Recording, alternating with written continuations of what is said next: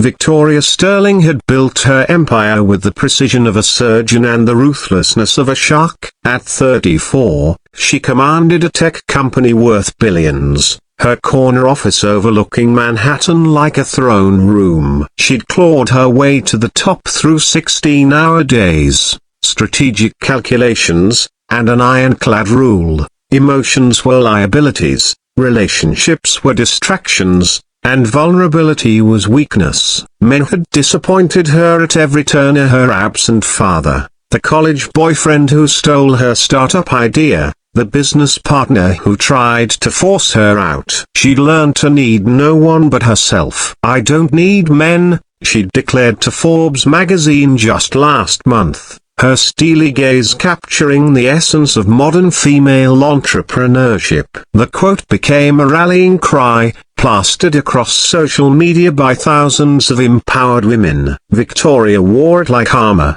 each repetition hardening her resolve. But armor, she was about to discover, could be both protection and prison. The first crack appeared on a Tuesday evening when the elevator broke down between the 32nd and 33rd floors. Victoria found herself trapped with Miguel Santos, the night janitor, a man she'd passed countless times without truly seeing. While she frantically called her assistant, Miguel sat quietly in the corner, his weathered hands folded over a worn photo. "My daughter," he said softly when he noticed her staring. "Isabella, she's 6. Victoria glanced at the photo, a gap-toothed girl with pigtails, and Miguel's gentle eyes. "She's nice," Victoria managed, the word feeling foreign in her mouth when applied to something so purely innocent. "She asks about you sometimes," Miguel continued, his English careful and measured. "The lady in the pretty dresses who lives in the sky." Something twisted in Victoria's chest, but she pushed it down. Children were complications she'd systematically avoided, just like everything else that might soften her edges. The maintenance crew freed them 20 minutes later, and Victoria thought nothing more of it until the following Thursday when she worked late again. As she headed to her car, she heard it, a small voice echoing in the empty parking garage. "Daddy, I'm scared." Victoria found them huddled by Miguel's beat-up Honda, the man from the elevator and the girl from the photo. Isabella wore a thin sweater despite the October chill, clutching a stuffed elephant with one missing ear. "Mrs. Chen had to go to the hospital," Miguel explained apologetically when he saw Victoria. "Usually she watches Isabella when I work, but tonight I can wait in the car," Isabella said solemnly, far too mature for her 6 years. "I'm brave." Victoria should have walked away, should have climbed into her Tesla and driven home to her pristine apartment with its white walls and silence. Instead, she heard herself saying, "She can wait in my office." Miguel's eyes widened. "Miss Sterling, I couldn't ask her." "You're not asking, I'm offering." And so began the strangest hour of Victoria Sterling's life. Isabella sat cross-legged on the Persian rug in Victoria's office, coloring in a notebook with stubby crayons while Victoria answered emails. Every few minutes, the child would look up and study Victoria with those impossibly earnest eyes. "Are you lonely up here?" Isabella asked suddenly. The question hit Victoria like a physical blow. "I'm busy," she corrected. "Daddy says busy and lonely sometimes look the same from the outside." Victoria's fingers froze over her keyboard. "When had a janitor become so perceptive?" "My mommy went to heaven when I was little," Isabella continued, her voice matter of fact. "Daddy says she watches over us, but I think heaven must be very far away because I can't hear her anymore." The crack in Victoria's armor widened. This became their routine. Isabella waiting in Victoria's office while Miguel worked, Victoria slowly learning to navigate conversations that had nothing to do with market shares or quarterly projections. Isabella would tell her about school, about her best friend Maria who had 2 mommies, about how she wanted to be a scientist who discovered new planets. "Why don't you have kids?" Isabella asked one evening, looking up from her coloring. "I'm too busy," Victoria replied automatically. But who takes care of you when you're sick? I don't get sick. Everyone gets sick sometimes. When I had chicken pox, Daddy made me soup and read me stories, and Isabella paused, studying Victoria intently. Don't you want someone to make you soup? Victoria found herself thinking about that question during board meetings, during conference calls, during the long silent evenings in her apartment. She started keeping juice boxes in her office refrigerator, bought a small basket of books for Isabella's visits. She told herself it was just being practical, nothing more. The night everything changed started like any other. Miguel was cleaning the upper floors while Isabella worked on homework at Victoria's desk, her tongue poking out in concentration as she traced letters. Victoria was reviewing contracts when she heard Itar's soft sniffle,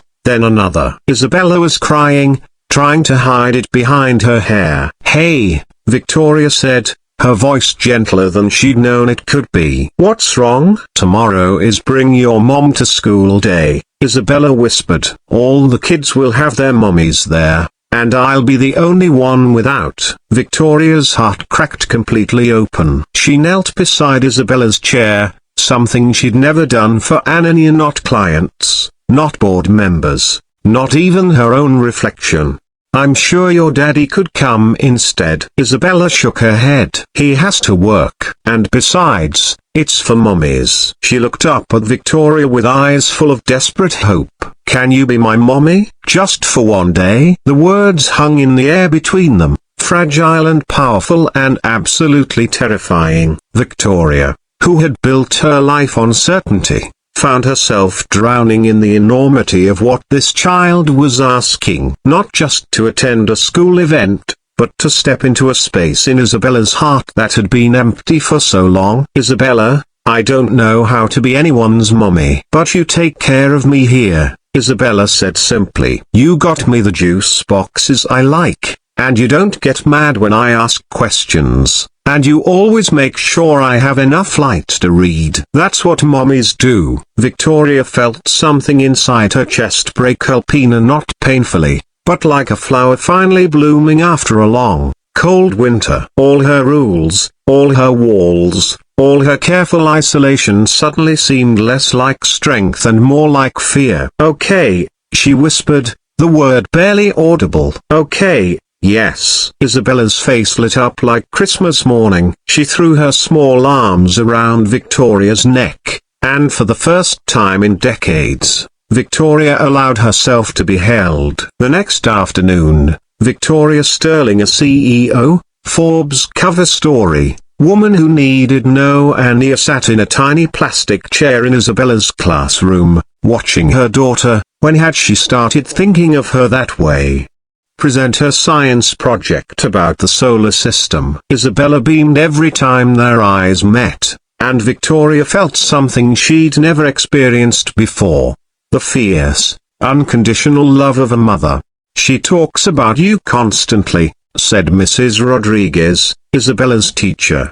Miss Victoria this, Miss Victoria that. You've made quite an impression." Victoria watched Isabella carefully gluing planets to a poster board, her face screwed up in concentration. "She's made quite an impression on me too." That evening, as Miguel came to collect Isabella, he found them both asleep in Victoria's ICU. Isabella curled up on the couch under Victoria's blazer, Victoria's hand resting protectively on the child's shoulder. "Miss Victoria," Isabella mumbled sleepily when she woke up, "can you really be my mommy? Not just for school, but for always?" Victoria looked at Miguel, seeing not the janitor she'd ignored for years but a good man who'd raised an extraordinary daughter alone, who taught her about planets and kindness and the bravery of being vulnerable.